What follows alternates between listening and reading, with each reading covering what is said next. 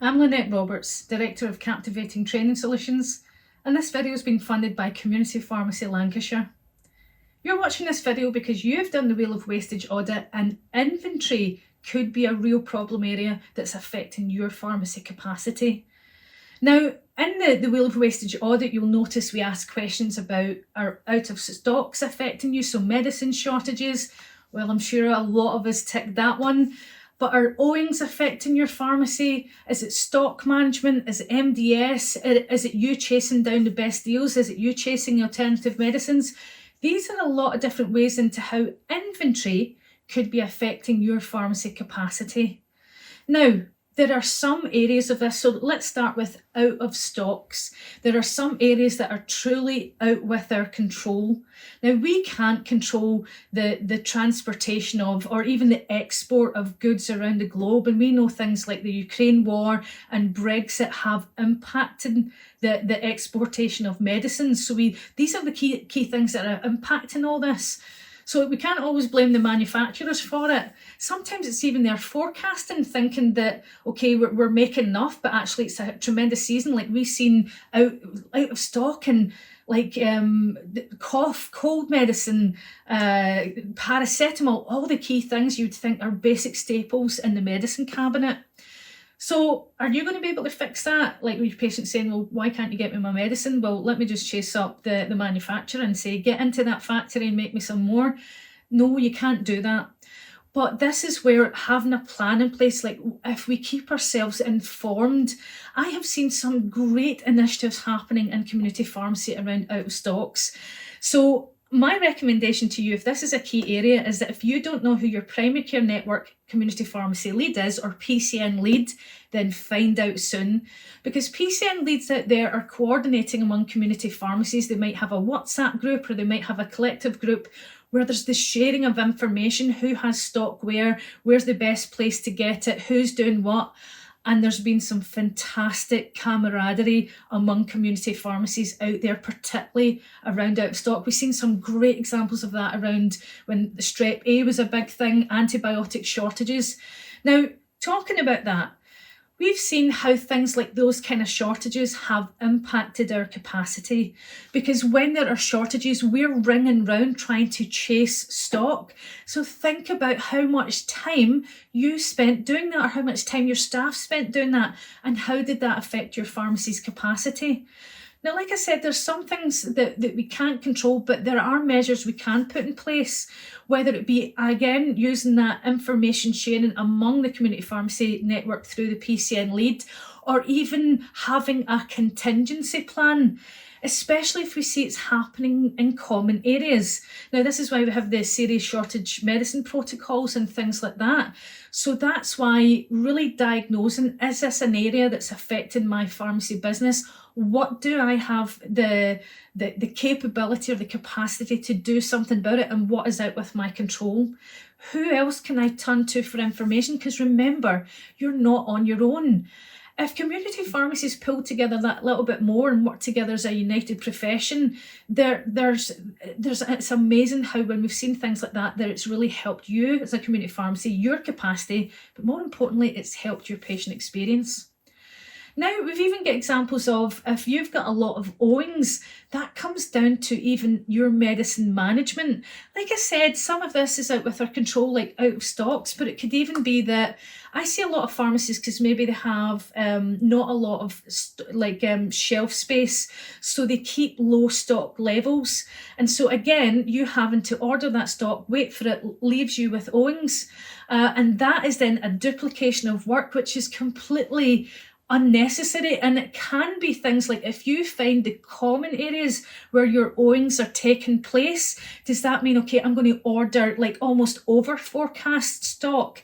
Because if it is your top prescribable products, then you will eventually get rid of that stock, rather than thinking, oh, if I order too much, I'm going to have all this excess stock and that's going to affect my pharmacy business. So I can understand that.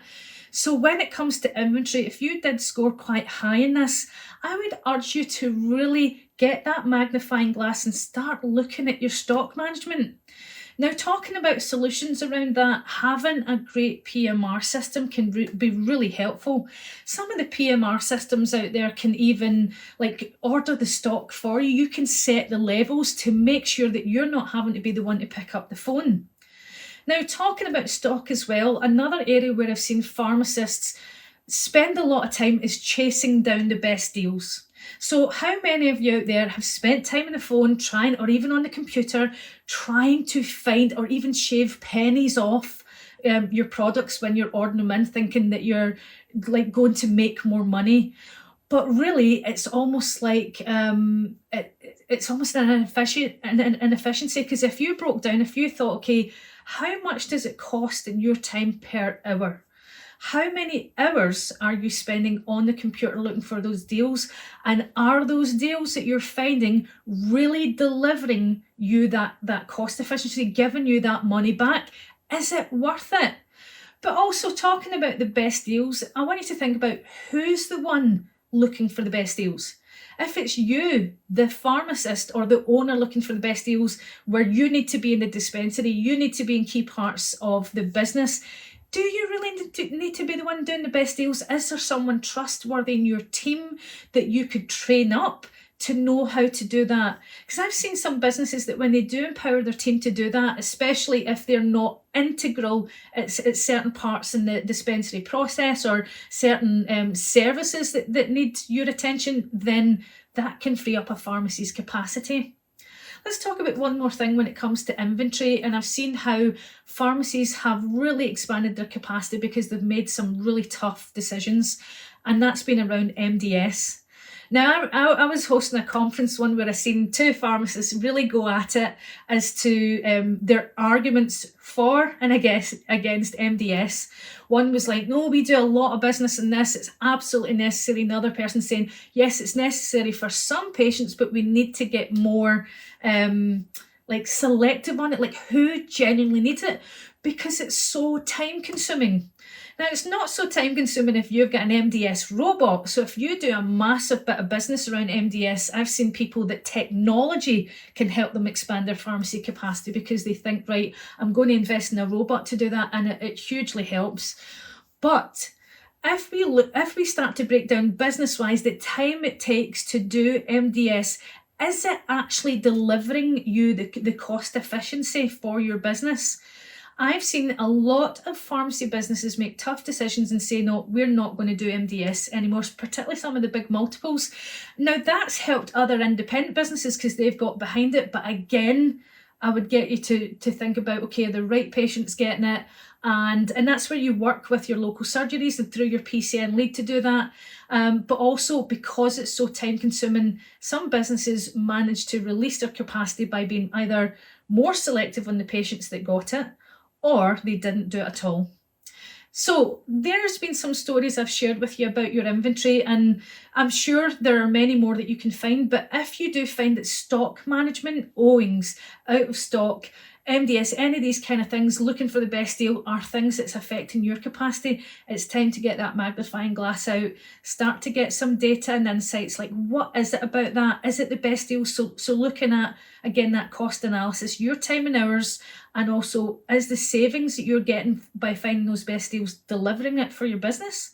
Where is it stealing your capacity from doing other things? Like if you were to do a service instead of that, like if you were to do, like for how much time it takes you to chase down one deal, if you were to do 2 GP CPCS referrals or hypertension case finding, does that deliver you more money? So that's where we need to get more kind of strict with ourselves on our business. So I hope you found some of the information I shared with you in this video. And again, thanks to Community Pharmacy Lancashire for funding this training.